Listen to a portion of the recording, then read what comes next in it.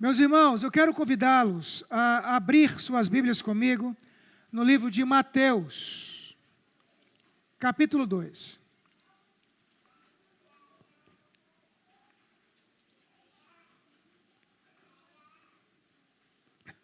Mateus, capítulo 2.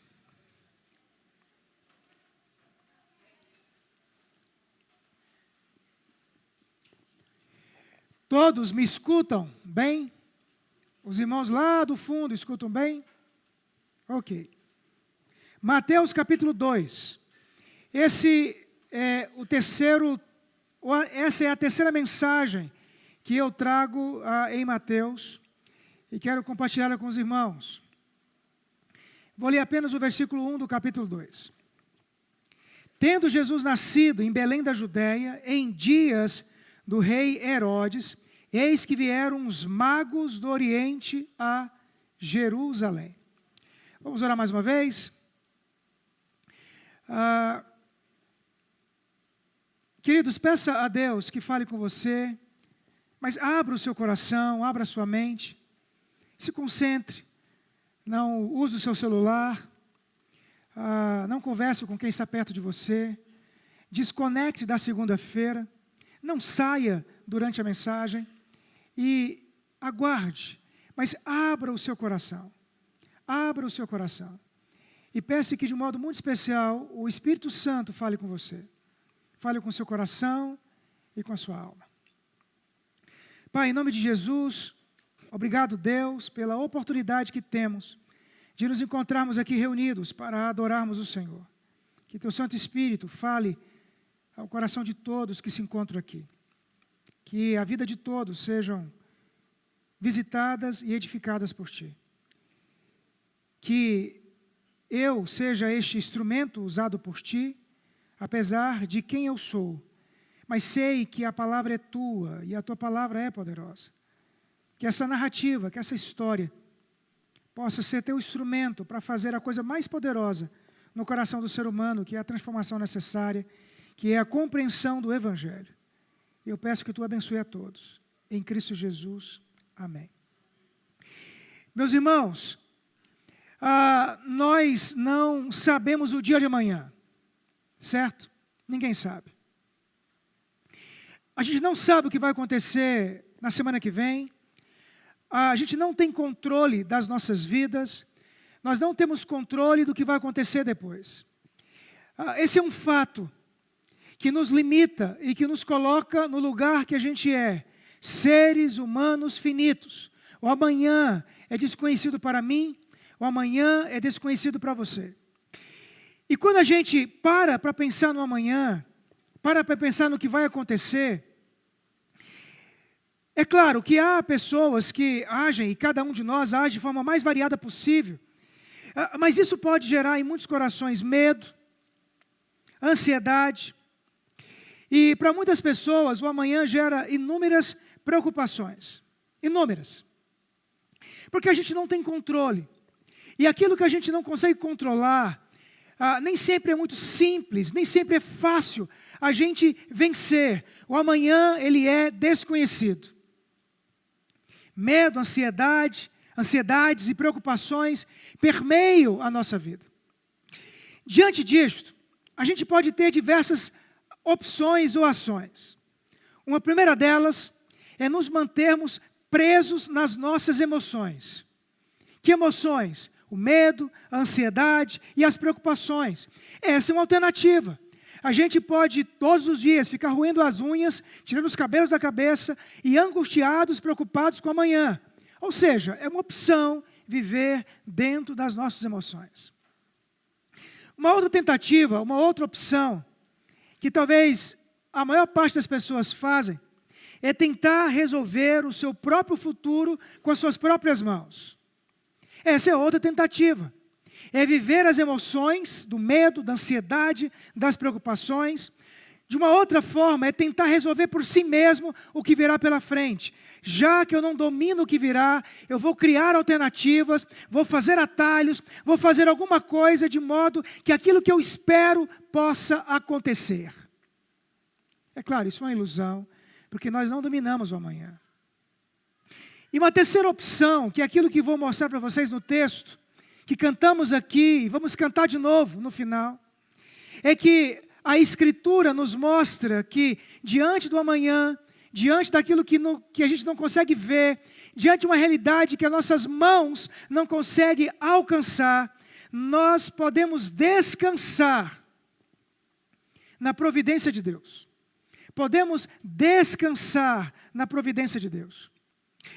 E dessas três alternativas, esta é a mais profunda, é a mais correta, é a perfeita, mas obviamente não é a mais simples e nem tampouco a mais fácil.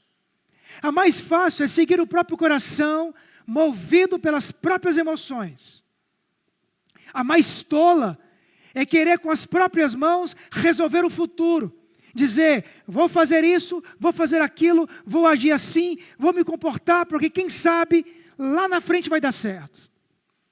Mas as Escrituras nos convencem que a forma correta de viver o amanhã, ou esperar o amanhã, é descansando na providência de Deus. Descansando na providência de Deus. Daí então, nessa noite, eu quero pensar com os irmãos exatamente sobre isso. A providência de Deus. A providência de Deus. Como eu disse, esta é a terceira mensagem que eu trato em Mateus. Trouxe duas. Vou fazer aqui um rápido relembrar para que você possa se situar naquilo que estou tratando aqui. Primeira mensagem, eu trouxe uma mensagem fazendo uma pergunta. Por que Cristo veio ao mundo? Tratei isso no primeiro capítulo, do verso 18 até o verso 25. E na ocasião eu disse que Cristo veio ao mundo para salvar o seu povo. Mostrei na ocasião que o homem caiu, que havia uma necessidade de justiça, e Deus, movido pelo seu amor, resolveu salvar. Daí terminei aquela mensagem dizendo que não há graça sem justiça. Se nós experimentamos a graça, é porque Deus deveria derramar justiça sobre a humanidade, e derramou sobre o seu Filho. Disse na ocasião que, olhando para a justiça de Deus do Cristo, nós entendemos e valorizamos a graça. E olhando para a justiça, a gente vive a graça. Daí, logo depois, eu trouxe uma outra mensagem para os irmãos, mostrando exatamente a graça revelada na história. Mostrando para os irmãos que Jesus é o Messias, que Jesus de fato foi enviado por Deus.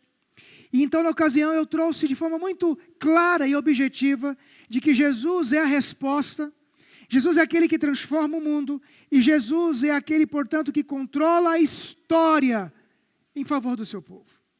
E hoje, eu quero olhar para o capítulo 2 e pensar com os irmãos sobre a providência de Deus. A providência de Deus. Você está ansioso? Você está preocupado com o que vai acontecer com a sua vida amanhã?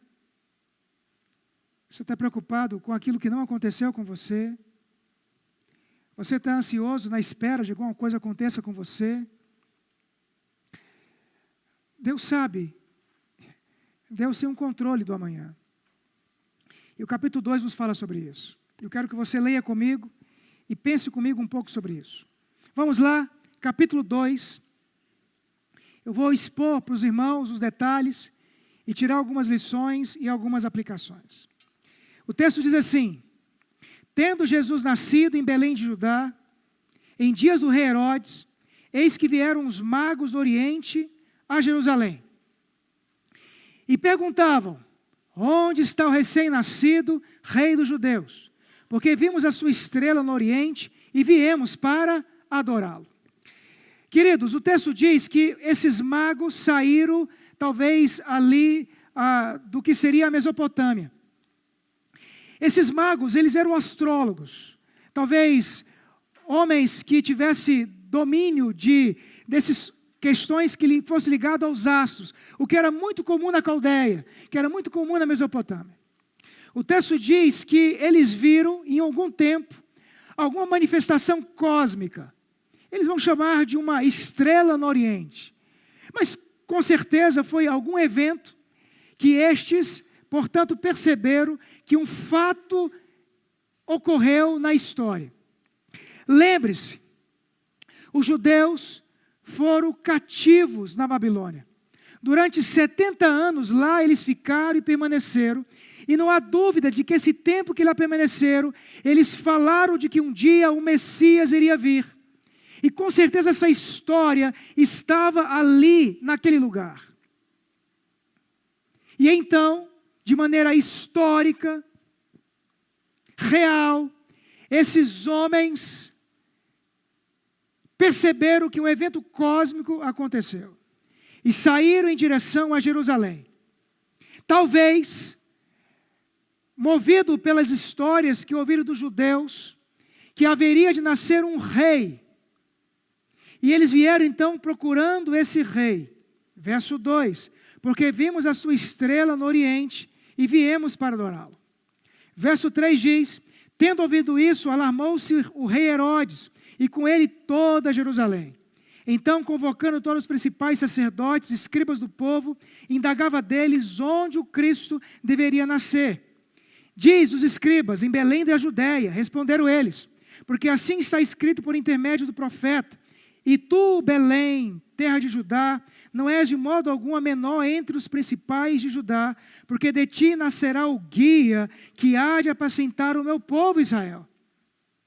Herodes não era um judeu, Herodes era um idumeu, e casou com uma descendente ali dos Macabeus, e por influência que ele tinha no Império Romano, ele foi colocado como governador de toda a Palestina. Era um homem mau, cruel, matou a própria esposa, matou filhos, matou irmão, era um homem maligno, que não tinha qualquer temor de Deus. Ele era o rei, arrogante, soberbo e prepotente. Quando aqueles homens chegam em Jerusalém e dizem, olha, eu vi a estrela e o rei nasceu, o coração de Herodes ficou perturbado. O que ele faz? Ele corre nos sacerdotes e pergunta, onde ou quando veria o Messias? Eles conheciam a história, foram em Miqueias e disse, lá está escrito que o Messias iria nascer na pequena cidade de Belém. E Jesus nasceu lá. Verso 7. Com isso Herodes, tendo chamado secretamente os magos, inquiriu deles com precisão quanto ao tempo em que a estrela aparecera. E enviando-os a Belém, disse-lhes, ide informar-vos cuidadosamente a respeito do menino, e quando o tiverdes encontrado, avisai-me, para que eu possa ir adorá-lo. Depois de ouvir o rei, partiram, e eis que a estrela que viram no oriente os precedia, até que chegando parou sobre onde estava o menino. E vendo eles a estrela, alegraram-se com grande e intenso júbilo. Olha o que o texto diz. Entraram na casa, não era mais a manjedoura. Viram o menino com Maria, sua mãe, prostrando-se o adoraram, e abrindo-se os seus tesouros, entregaram-lhe suas ofertas, ouro, incenso e mirra. Sendo por divina advertência, prevenidos em sonho, para não voltarem à presença de Herodes, regressaram para outro caminho à sua terra. Queridos, o texto então diz claramente que esses homens que não eram três, com certeza era uma caravana, trouxeram tesouros para aquele que ele entendia que era rei. Ele estava na casa. Vamos perceber claramente que Jesus já tinha pelo menos 2 anos. Ele nasceu em Belém e ele permaneceu em Belém. Já era um menino desmamado, grandinho. Enquanto chegam, portanto, esses magos e entregam para eles o presente. E de maneira sobrenatural, eles são instruídos para que não volte a Herodes, mas que volte para outro caminho. Verso 13. Tendo eles partido, eis que apareceu um anjo do Senhor a José, em sonho, e disse, dispõe-te, toma o menino e sua mãe, foge para o Egito, e permanece lá até que eu te avise, porque Herodes há de procurar o menino para o matar. Dispondo-se ele, tomou de noite o menino e sua mãe, e partiu para o Egito. E lá ficou até a morte de Herodes, para que se cumprisse o que fora dito pelo Senhor por intermédio do profeta, do Egito chamei meu filho. O que pressupõe claramente que Israel era um símbolo de Jesus, que Moisés apontava também, e por isso usa a mesma linguagem que usou no Antigo Testamento. De maneira sobrenatural, providente, Deus então diz: José, foge para o Egito, porque Herodes vai querer matar esse menino. Aí o verso 16 diz: vendo Herodes, vendo-se iludido pelos magos, enfureceu-se Herodes grandemente e mandou matar todos os meninos de Belém, de todos os arredores, de 2 anos para baixo. Por quê? Porque a estrela havia nascido há 2 anos. Jesus já tinha 2 anos. Há 2 anos que ele morava em Belém. E, portanto, Herodes, para não ter risco nenhum, resolveu matar todos os meninos de 2 anos para baixo, para que pudesse alcançar Jesus. Mas Deus já havia providenciado um livramento. José fugiu.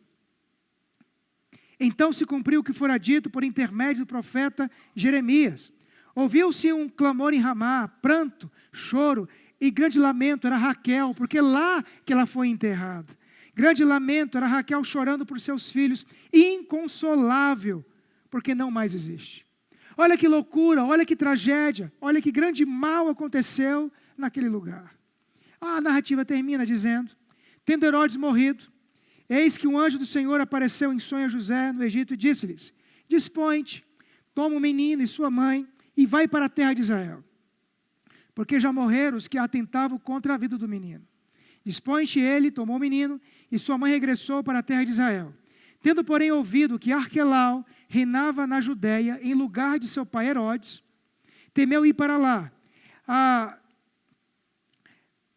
José e Maria já haviam habitado ali, naquela região da Judéia. Depois, de fato, foi para Belém, ficou ali, fugiu para o Egito. Arquelau era filho de Herodes. E então José e Maria, temendo estar ali, foi então, como o texto diz, retirou-se para as regiões da Galileia. Para o quê? Verso 23.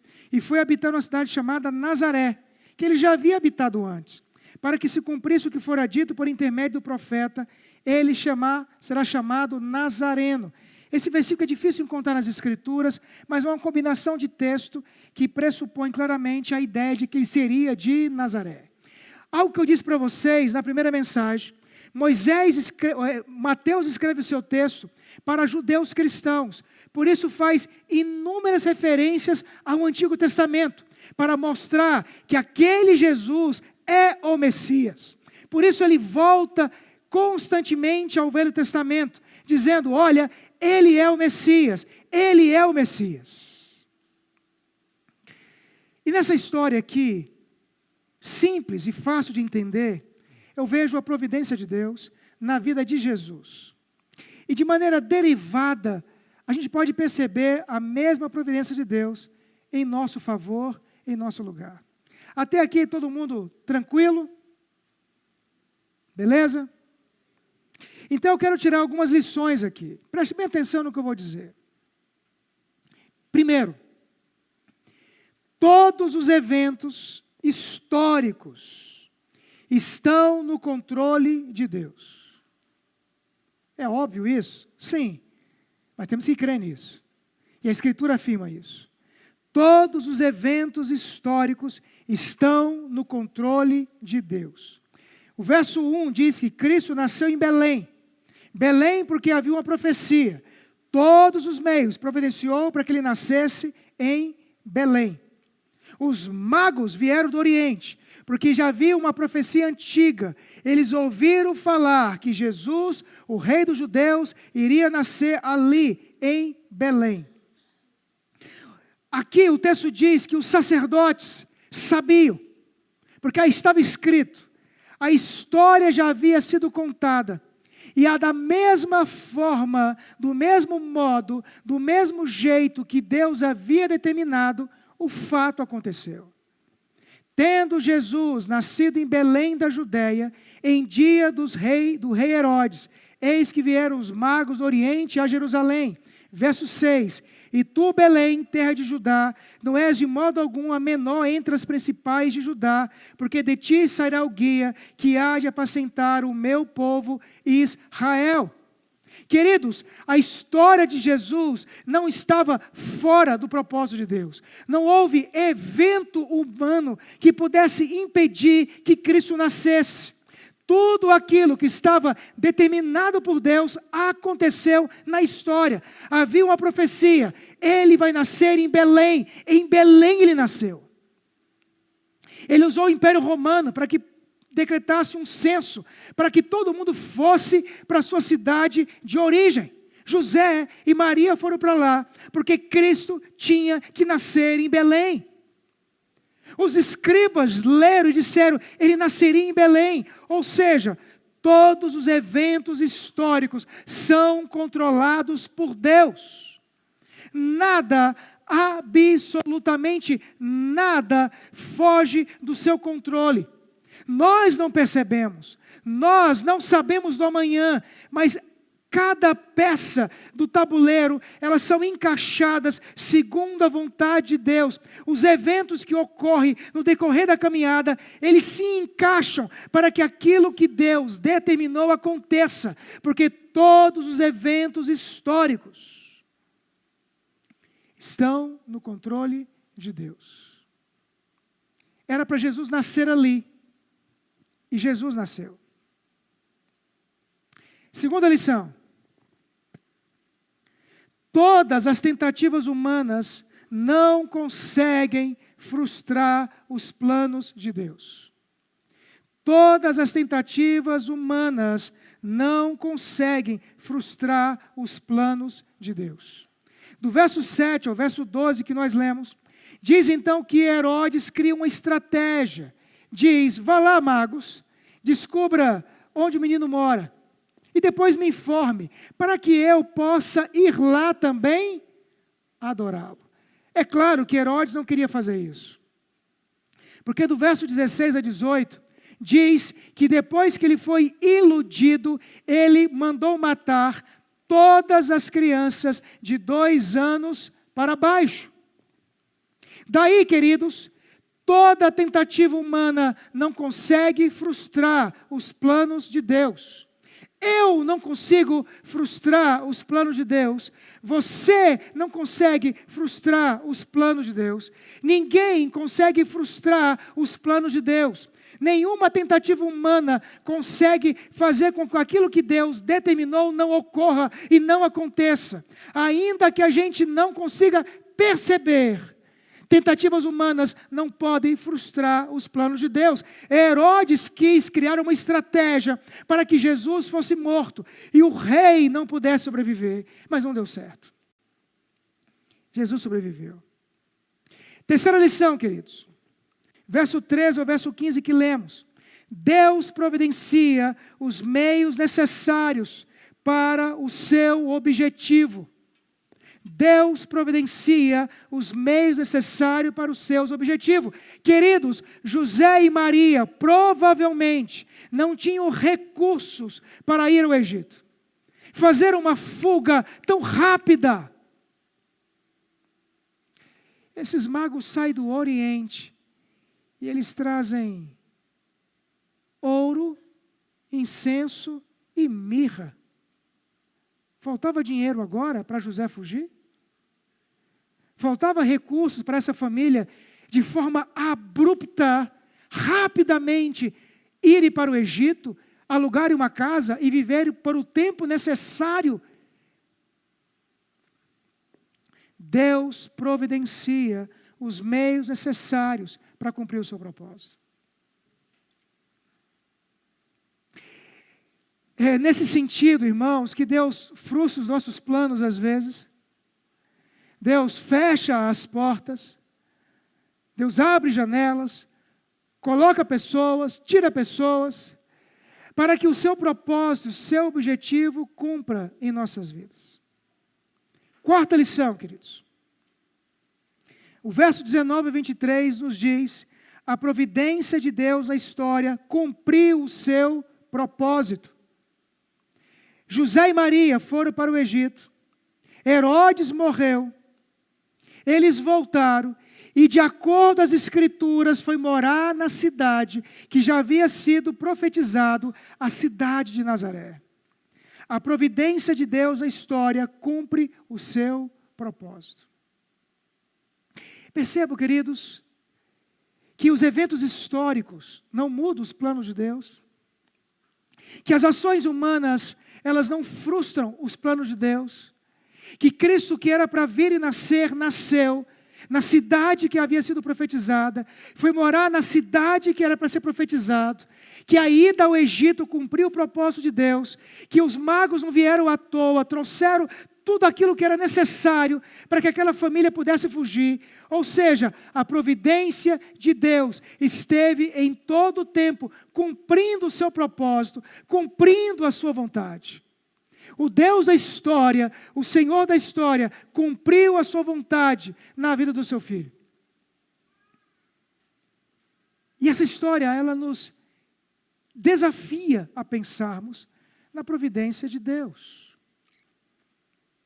Se você entendeu, queridos, tudo isso que eu disse, que os eventos históricos são controlados por Deus, que as tentativas humanas, as minhas e as suas, não pode frustrá-lo, que Deus providencia todos os meios necessários para que o seu propósito se cumpra. Ele fará o que for necessário e Ele faz.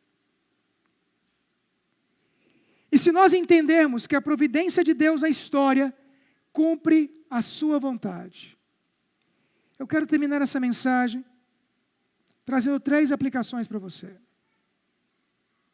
Primeira, e ouça bem o que eu vou dizer. Deus tem uma história maior para todos nós do que apenas as nossas histórias particulares. Jesus e a salvação. Precisamos enxergar nossas histórias a partir dessa história maior. Esse texto não é escrito, e não foi escrito, para que eu me convença apenas que Deus controla a história. Esse texto não foi escrito apenas para me convencer que os planos humanos não frustram os planos de Deus. Essa história não foi escrita apenas para me mostrar que Deus providencia os meios.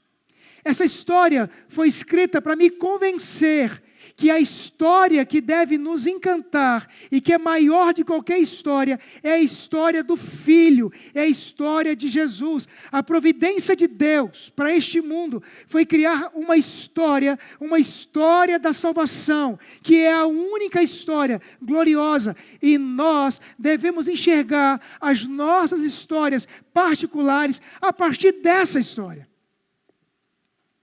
Se eu achar, queridos, que a providência de Deus é apenas Deus preocupado com os meus problemas, com as minhas necessidades, com os meus anseios, com aquilo que me falta, eu não compreendi a grandeza de algo muito maior que Deus fez por mim e por você.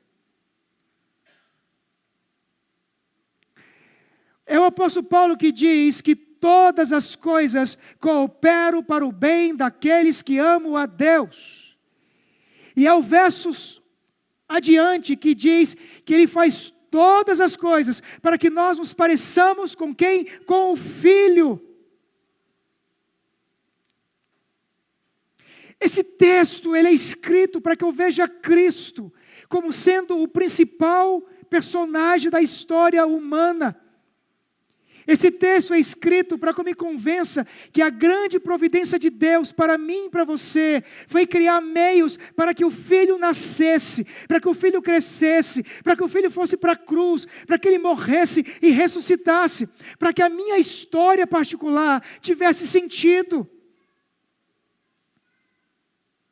para que aquilo que eu passo todos os dias tivesse propósito.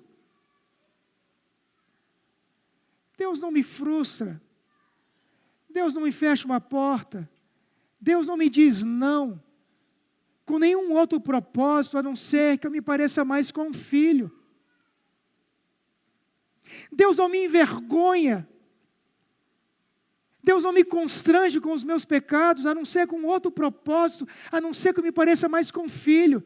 Deus não nos diz não, e nos diz não com tanta frequência, a não ser com um propósito de que eu me pareça mais com um filho. Deus toca na nossa carne, às vezes permitindo que a gente adoeça, para que eu me convença que eu tenho que ser levado ao Filho. Os eventos que acontecem, eles não acontecem de maneira aleatória. Ele não vai fechando a porta, dizendo não, porque Ele é um estraga-prazer, porque Ele simplesmente não nos ama, não, porque Ele está moldando a nossa história, moldando a nossa vida, para que nós enxerguemos a nossa história particular, a partir da história de Jesus. O seu trabalho, o seu dinheiro, a sua família, o seu carro, a sua casa, a sua mente, os seus cabelos brancos, a sua doença, a sua cura, os seus dias sombrios, os seus dias ensolarados. Tudo isso Deus tem usado para que eu me convença de que a grande história é a história da salvação. E eu preciso me ver nisso. É muito triste, irmãos, quando a gente se perde na caminhada. A gente se perde com aquilo que Deus vai dando. Eu me perco com o dinheiro que eu recebo e começo a achar que isso é a razão da minha vida. Eu começo a amargar a minha alma porque Deus não abriu a porta que eu queria. Eu começo a não servi-lo mais e me afastar porque aquilo que eu ansiava, Ele disse não. Eu não começo a perceber, eu começo a me achar que eu sou o centro da história, quando na verdade o centro da história é Jesus. E a minha história particular tem que estar atrelada a essa história, porque se eu vivo sem compreender o que Ele fez, eu vivo como qualquer outra pessoa que não compreendeu a verdade de Deus, porque todas as coisas apontam para o Filho. Deus tem uma história maior para mim e para você. E foi o fato de que Cristo morreu na cruz e salvou você. O seu casamento, o dia do nascimento do seu filho, o dia que você passou na faculdade, o dia que você comprou a sua casa, o dia que você ganhou o seu primeiro salário, o dia que você visitou para a praia. Nada disso é mais importante do que aquele dia que Cristo encontrou você e salvou você. Porque qualquer memória que você coloque na cabeça, ela vai ser apagada um dia. Você vai esquecer de onde você foi. O seu dinheiro um dia não vai trazer mais nem possibilidade de curar a sua enfermidade. Vai chegar um dia que você vai estar cansado, o seu corpo cansado, e nem a praia você vai sentir prazer. Vai chegar um dia que você vai olhar para o lado e ver inúmeras pessoas e vai ainda assim pedir para descansar em Deus. Porque tudo que está ao seu redor vai perdendo sentido, porque a coisa mais gloriosa que aconteceu com você foi o dia que Jesus te achou. Foi o dia que Cristo te encontrou. Foi o dia que Ele encontrou o seu coração, movido pelo pecado, e Ele salvou a tua vida, e abriu os teus olhos, e disse: você é meu, você me pertence, eu te atraí, e te salvei para mim, para a minha glória, e eu vou viver com você eternamente. Porque enquanto você achar, queridos, que são os eventos que acontecem com você mais importantes do que aquilo que Cristo fez, em algum momento você vai se perder na caminhada. Porque tudo nessa vida vai perdendo o sabor. Mas quando a consciência do Filho está em nós, a vida é renovada, apesar das circunstâncias. Apesar das circunstâncias. Enxergue a sua história, meu querido, a partir da história de Cristo. Se alguma coisa você não tem, se alguma coisa te falta, olhe para Cristo e saiba que Cristo está moldando o seu coração. É porque não era para ter, não era para acontecer. Se alguma coisa se foi, porque era para ser assim. Porque o propósito de Deus é mover o seu coração em direção a Ele. A Ele. Porque uma vez que você está nele, aquilo que Ele vai te dando, vai encontrando sentido e significado.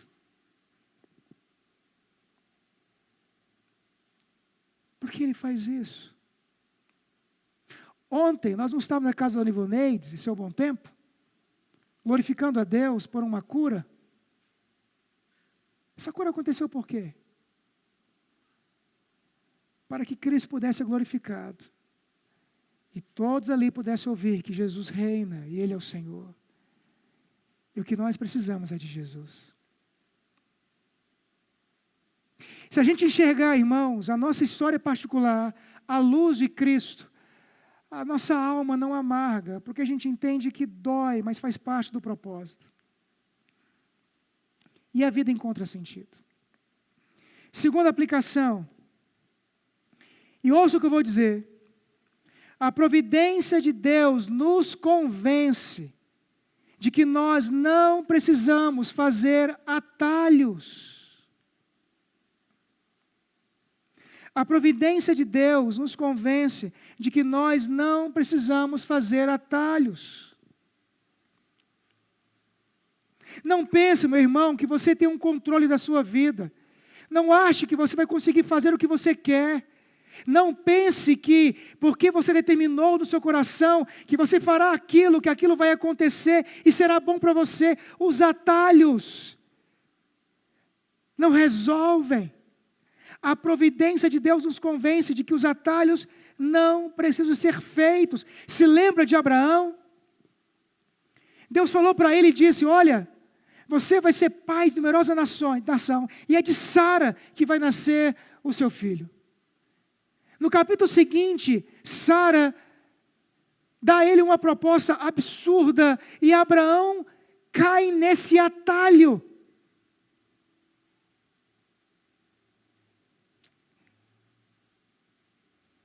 Não resolveu o problema. Porque a providência de Deus, queridos, nos convence de que nós não precisamos fazer atalhos. Sabe, uma coisa muito difícil para a gente fazer. Sabe o caminho de Cristo e o caminho de Deus? É buscá-lo todos os dias. É entender para que Ele mostre a nós qual é a sua vontade e qual é o seu querer. E ainda que isso pareça ser demorado, ainda que isso possa ser difícil para nós, como humanos que somos, o caminho de Deus é continue a pedir, continue a esperar, continue a clamar, continue a estar na presença de Deus. Não faça atalhos, não faça atalhos, não faça atalhos, porque Deus sabe o que você precisa, Deus sabe a hora certa, Deus conhece o coração, Deus sabe quem é você, e Ele ama você, e Ele vai providenciar todas as coisas no tempo dEle, para que você se aproxime de Jesus, para que você se pareça mais com Cristo. E todas as vezes que você fizer um atalho, Deus não estará com você, e porque não vai estar com você, Ele não vai dar certo. Isso não frustrará o plano final de Deus, mas marcará o nosso coração. A providência de Deus aqui nos convence claramente de que nós não precisamos fazer atalhos. Deus nos conhece, Deus tem a nossa vida nas suas mãos, Ele controla o nosso destino. Diga isso a Ele, meu irmão. Diga isso a Ele. Abra o seu coração, fale para Ele o que você quer. Diga das suas angústias, dos seus anseios, daquilo que você precisa. Fale a Ele. Ele escuta. Fale dos seus medos. Fale de suas fraquezas, dos seus pecados. Confie que a providência de Deus vai cuidar de você. Vai cuidar de você. Vai cuidar de você. Eu digo, e digo isso sem qualquer dúvida, nada que Deus determinou para a sua vida deixará de acontecer. Nada que você precisa, nada que você necessita, a providência de Deus ficará aquém. Mas lembre-se, da primeira aplicação, o que Deus quer fazer em mim, não é me fazer uma pessoa feliz, uma pessoa realizada, uma pessoa cheia. Não, não, queridos, não é isso. O que Deus quer fazer de mim é um homem que se pareça com um filho, que se pareça com Jesus. A felicidade é derivado, o prazer é derivado, a alegria é derivado do lugar que eu me encontro. É por isso que eu não posso fazer atalhos, porque o atalho não tem a ver com Deus. Eu preciso esperar a jornada dele, árdua, demorada às vezes, difícil. Mas é assim que ele vai me moldar, para que eu cumpra o propósito final da minha vida, que é parecer com o Filho.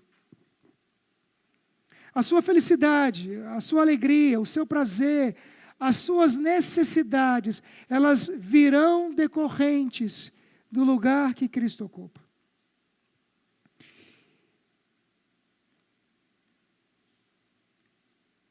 Queridos, e Deus providencia para o seu povo o cumprimento final, que é a salvação em Cristo Jesus, enquanto nós aguardamos, vivendo as nossas histórias particulares. O que Deus está fazendo comigo e fazendo com você? Ele nos salvou e Deus continua nos salvando.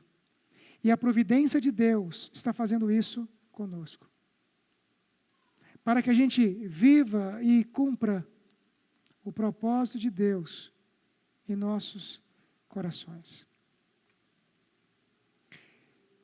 Deus cuidou do seu filho. Deus cumpriu o seu propósito.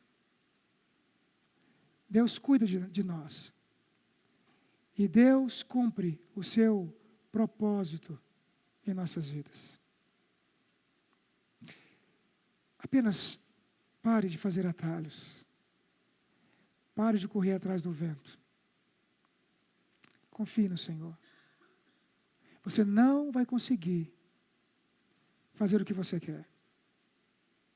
Você não vai conseguir determinar o seu destino. Você não terá força para determinar o que você quer para si mesmo. Em algum momento, você vai se frustrar. E é nesse momento que temos que ser convencidos de que Deus quer que a gente simplesmente confie nele. Confie nele. Descanse nele. Ele vai fazer o que você precisa. Vamos cantar?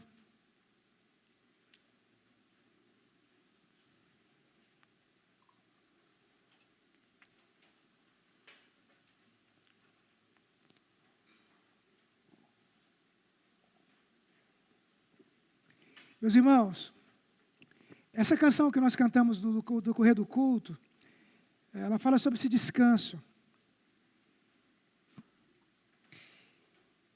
E eu quero convidar você nessa noite a descansar na providência de Deus. Na providência do Senhor. Né, Josi? Na providência do nosso Deus. Eu gosto muito de olhar para pessoas, para muitas vidas. A gente percebe como que Deus vai providenciando meios, Ele vai cuidando de pessoas e vai suprindo as nossas necessidades. Uma coisa acontece, outra não acontece. E Deus está ali, guiando todos os passos, gerando paz. O que Ele quer de mim e de você? Que a gente descanse. Apenas descanse. Porque Deus não está atrasado, Deus não está confuso, Deus não envelheceu, Deus não está cego, Deus não está perdido. Ele continua sendo o que sempre foi. Continua reinando. E Ele resolveu nos amar. Vamos ficar em pé? Faça dessa canção uma oração ao Senhor. Se o coração está aflito,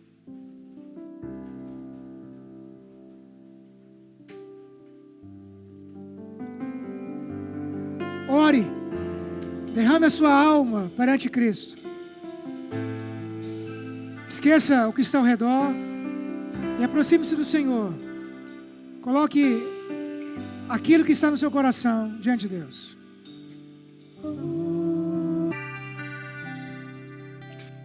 Queridos, vamos orar ao Senhor. Coloque a sua vida diante de Deus. Aproxime-se do Senhor, aproxime-se com fé, sabendo que Deus tem cuidado de você. Descanse na providência divina. Descanse no cuidado de Deus. O amanhã não nos pertence. Nós não temos controle do que vai vir. A gente não sabe. A gente não sabe. Você não sabe dos seus filhos. Você não sabe do seu trabalho. Você não sabe da sua saúde. Você não sabe da sua empresa. Você não sabe da sua casa. Você não sabe dos seus sentimentos. Você não sabe das suas emoções. Você não sabe de você mesmo. Então, já que você não sabe, pare de querer controlar e dominar o que você não tem. E não pense que eu estou dizendo uma coisa que é fácil para eu dizer. Deus sabe que não é. É porque a gente precisa chegar a um ponto que a gente precisa parar de lutar com Deus e simplesmente descansar. Simplesmente descansar. E dizer: Tu és o Deus, cuidaste do teu filho e cuidastes e cuida de nós. Cuida de nós. Se no seu coração você tem maquinado atalhos, desfaça os atalhos. Se você tem planos que você sabe que não agrada a Deus, tire os planos. Descansa no Senhor. Descansa em Deus. Pai, em nome de Jesus, eu oro ao Senhor por todos nós que nos encontramos aqui nessa noite.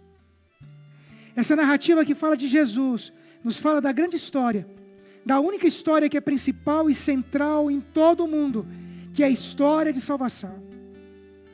Qualquer outra história, boa ou ruim, está ou deveria estar atrelada a essa história. Deveríamos enxergar toda a história à luz dessa história. Que isso gere em nós, ó Deus Pai, por compreendermos que a Tua providência rege o mundo, que nós somos humanos e finitos, e de que nós precisamos descansar no Senhor. A gente se sobrecarrega, fadiga, se desespera, alimenta ansiedade, se perturba, faz bobagem, se precipita, comete pecados, faz besteiras, porque a gente não descansa. Nós colocamos os pés pelas mãos, porque a gente se esquece de que o Senhor é providente, de que o Senhor tem um domínio da história, e de que absolutamente nada está fora do teu controle. Eu clamo a Ti, ó Deus, eu clamo a Ti por todos nós, que Tu nos visite, que a presença do Teu Espírito Santo quebre o nosso coração duro e fale a nós, para que a gente descanse no Senhor e que a gente apenas confie na providência do Senhor, porque o Senhor cuida de nós. E o Senhor vai cuidar de nós. Vai cuidar de nossa família, dos nossos filhos, dos nossos netos. Vai cuidar de nossas emoções e sentimentos. Ele vai cuidar daquilo que temos e daquilo que nós não temos. O Senhor vai cuidar da nossa saúde, até o dia que for necessário, nesse contexto, ainda estarmos assim.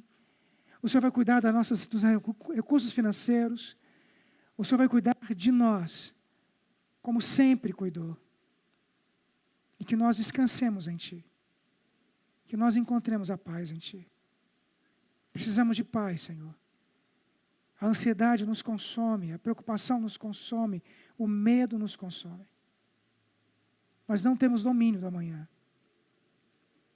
mas o Senhor tem. E eu peço que Tu visites cada irmão que está aqui, com a Tua poderosa mão e com a Tua graça, em Cristo Jesus. Amém. E agora, meus amados irmãos, que a graça do Senhor Jesus, que o amor de Deus, o nosso eterno Pai, e as eternas consolações do Santo Espírito de Deus, esteja conosco, hoje e para todos sempre. Amém.